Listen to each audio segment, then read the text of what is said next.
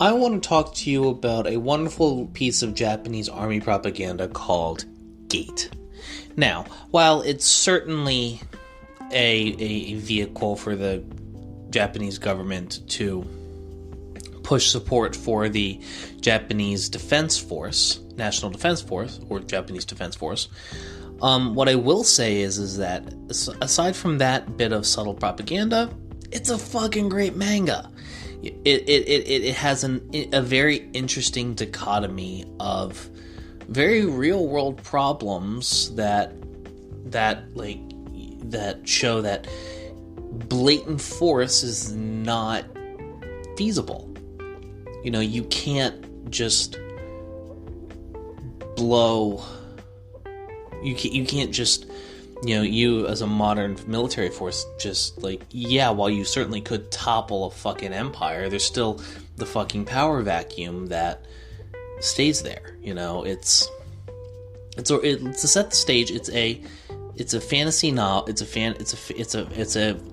pseudo isekai where basically a gate opens in the middle of the market district in Tokyo, and out of it pours out Roman-style soldiers and cavalry stabbing and killing and taking slaves.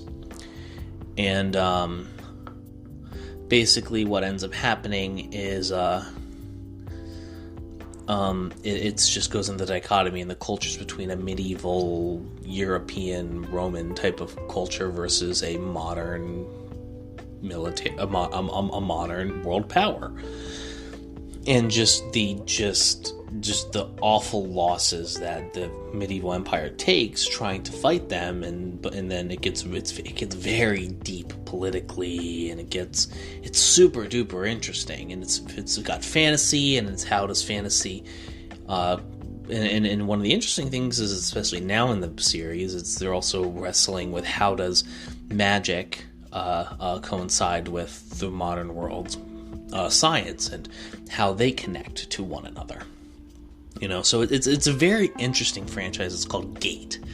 I honestly really like it. The main character is a little bland, I will admit, but all isekai things are a little bland. But I will say that the diverse and vast array of characters and plot points and subplots and plots within plots and within plots is definitely alluring, and something that I think you should definitely go check out if you have the chance.